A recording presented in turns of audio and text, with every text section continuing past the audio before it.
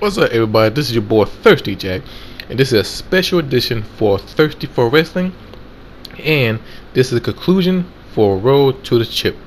There's two topics I want to talk about. It is both updating. Well, actually, TNA is for updated for the Bound For Glory card, and the news on the new documentary for the Blu-ray for the WWE. So, the first thing I'm going to talk about is the TNA Bound For Glory. Now, my last video, I did talk about predictions for all the matches, and I pick out the winner and why. Well, if you have not watched Impact Wrestling or you've seen it, the only two matches they have updated is the Ultimate X for the TNA X Division title and the TNA World Heavyweight Championship. The Ultimate X match, they had Andrew Everett, Manic, and DJ Zima to fill in the 3 gap to face Terry Uno to make the Fatal 4-Way Ultimate X match for the TNA X Division title. And since I know who will be in it, my prediction have changed, and I'm going for Manic. I think Manic deserves this win because he broke out from Revolution. Now he be part back to the X Division picture. So pretty much X Division need a new fresh face. I think Terry Uno did a good job.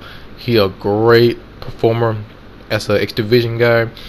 I think him dropping the title would not affect him. I think it will bring back the competition back in Cross the Line era. We see X Division wrestler gunning for the X Division title, but have a title changing hand and not so-called hot potato it. I think the X Division title will be more important like it was back in the day. And having Manic in the picture, I think it'll be a good moment. And I think Manic will be a great champion. And I think that match could be off the chain. It could be like a 5-star match. So there's nothing more I can add to it except for the match is going to be awesome. And another match. First, it was a single match, Drew Galloway versus EC3 for the TNA World Heavyweight Championship. And I did say Drew Galloway gonna win. It'll be an epic match. But since on Impact they changed it, do Matt Hardy and Drew Galloway defeat EC3 and Tyrus in a tag team match, with the stipulation of if Matt Hardy and Drew Galloway win the match, it would change it from a single match into a triple threat match. Well, Matt Hardy and Drew Galloway won the match, and they transformed into a triple threat match where Matt Hardy go up against Drew Galloway against EC3 for the TNA World Heavyweight Championship. And adding on the special guest referee, then Jeff Hardy. When I saw the whole thing, I thought it was pretty cool, have Jeff Hardy be in it and Matt Hardy be in the main event. But I started thinking about it. They take place in North Carolina, the hometown of the Hardy Boys. This is the Hardy's country. Like what people say with the Flair, this is Flair country, but this is the Hardy Boys country. And there's one thing but we never seen. We have seen Jeff Hardy being the heel when he had a run with the Immortal. And trust me, he was a good heel at the time, If he wasn't, under influence or substance, I think he would be a great heel. But at the time, he was like the rock star persona type of style, and he got his own Immortal Championship belt, which it was kind of awesome. Got a little purple title with his face on the plate. It looked good on Jeff Hardy, but it didn't look good on when somebody else with a title like Sting or Mr. Anderson. The belt don't look right, Unlike WWE when they had the spinning championship belt, everybody could rock the belt and it looked good on them. But in TNA, not everybody could rock the Immortal Championship belt except for Jeff Hardy. We seen Jeff Hardy turn heel. Also, we seen Matt Hardy become a heel. He came to TNA as a heel. He was call himself Matt Hardy Cold-Blooded when he rocking the braids, and he was partnered with Jeff Hardy during the Immortal angle. And then after he left TNA, he went to Ring of Honor, and he did a phenomenal job. And I remember he had the Jay Briscoe Custom Championship belt, the World Heavyweight title, and he put the sticker over the title and called it the Icon Championship, and which it was kind of good because it's fit for persona. Until Michael Bennett and Maria, they took the title and changed to a title of love, and which that's one of the most creative title I ever seen. That belt looked, epic. That's my opinion for the Ring of Honor. But like I said, we've seen Matt Hardy as a heel. So, and now that we've seen Matt Hardy was a heel in WWE when he fought Jeff Hardy, and Jeff Hardy was a heavily babyface. But before that, they were the heel, well, for a short time with the part of the Brood after the Brood kicked out Edge and Christian. So why I'm talking about this heel turn with the Hardys, I think that, this is my thought, I think Matt Hardy is going to become the TNA World Heavyweight Championship with Jeff Hardy screwed out Drew Galloway and EC3. Because if you think about it, Matt Hardy had never won the major title except the ECW World Heavyweight Championship back in WWE era. That's the only major title he ever won at that time. Jeff Hardy, on the other hand, he had won mostly all the major titles, from the WWE title, the World Heavyweight Championship, and the TNA World title. So what better way is Jeff Hardy helping out his brother to capture the major title in TNA is capture the TNA World Heavyweight Championship. The match will be good. It'll be a 5-star match. I think all three of them gonna bring it, but I think Matt Hardy gonna win the title.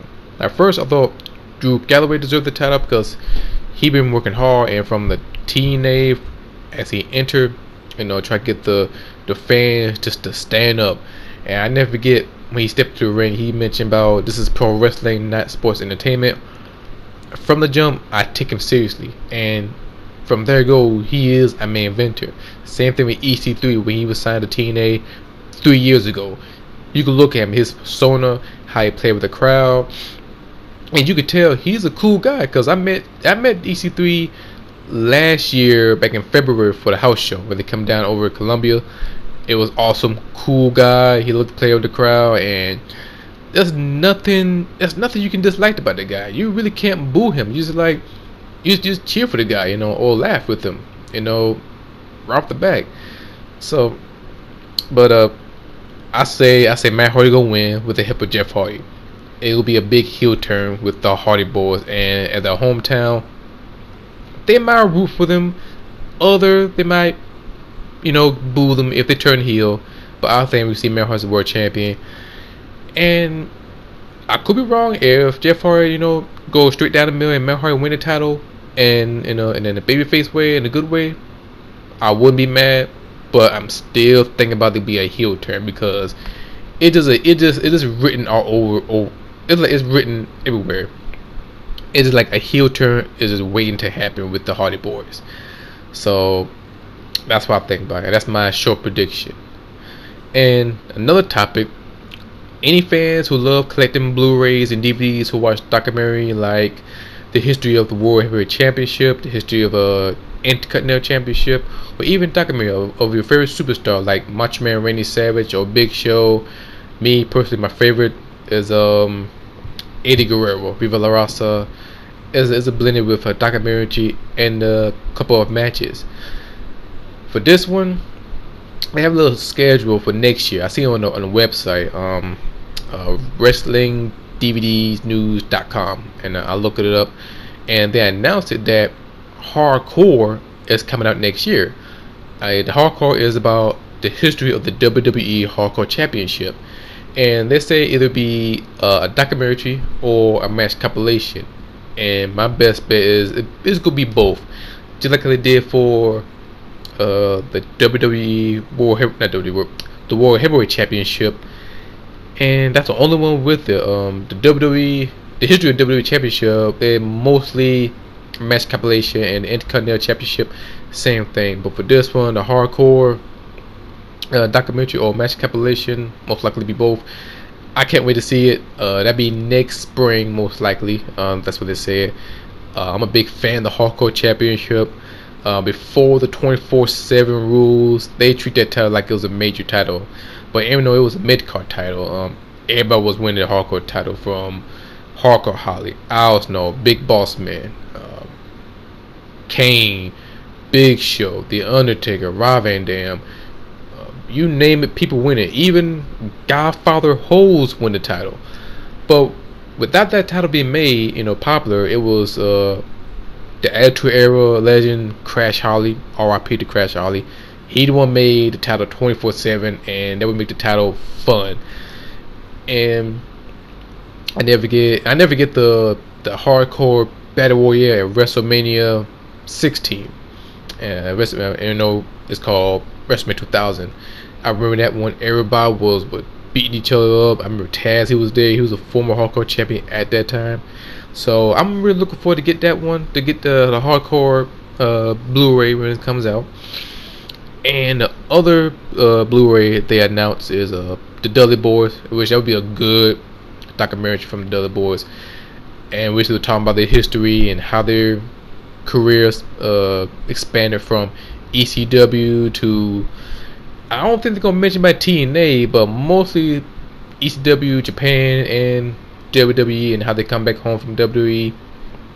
I don't think they're gonna mention by TNA, which is unfortunate because they made a lot of history, a lot of moments in TNA. And other documentary I'm looking for is OMG ECW craziest moments. Pretty much ECW have tons of craziest moments and great moments, but if I was a bet, I would say the number one craziest moment is had to be, it's either the Taipei Death Match with Axel Rotten and Iron Rotten, the Rotten brothers, or the first ever the barbed wire match between Terry fucking Sabu. I've seen both matches. Both matches are very bloody, very violent, and I love it. I love ECW. I was a late bloomer, but I know about the history of ECW. I think the barbed wire match would be the number one OMG moment, because I remember they have a previous DVD long time ago, back in 2000, like 2006 or 5. I remember which one's which. They have ECW the bloodiest match ever. I remember Paul Heyman said that was the first and the last time we will ever see a barbed wire match between Sabu or Terry Funk or ECW ever again. And sure enough, like a couple of years later in TNA, they have a barbed wire massacre with Abyss and Sabu. So we've seen barbed wire matches everywhere, including Big Japan Pro Wrestling, and I think seen one barbed wire match in Noah. I think last year, I can remember. But I think that'd be number one. I think pretty much all the stuff we heard about ECW, including Sandman being crucifix with the barbed wire wrapped around his head. Tommy Dreamer and Raven feud. I try to think of Taz take the title from Mike Awesome before he joined in the WCW. I think I seen that match. I seen that match happening. That was back in the ECW on TNN. All my people know what I'm talking about. ECW on TNN. That was in 2000.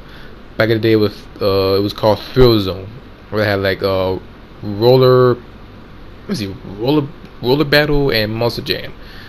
And damn, I just show my age how long I know that show. But anyway, pretty much I can't really see all the DVDs and documentary about ECW. And hardcore, that's my number one pick. I'm picking for the documentary. The Dudley Boys, that's another OMG moment from ECW. Already got the WCW OMG, and my brother, he got the WWE, so I'm definitely gonna get the ECW. So pretty much we got 3 big federations and all the top OMG moments. And the least favorite is Eric Bischoff. Pretty much I'm not interested with Eric Bischoff because there's nothing more he can say after he almost destroyed Empire Wrestling. Trust me, and him and Hulk Hogan. To this day, I still don't forgive them what they did with TNA. So, and yeah, I'm a big TNA fan. But anyway, that's my 2 topics. Leave a like button, subscribe, comment. I will gladly join the conversation with you guys. Until then, I see you guys next time.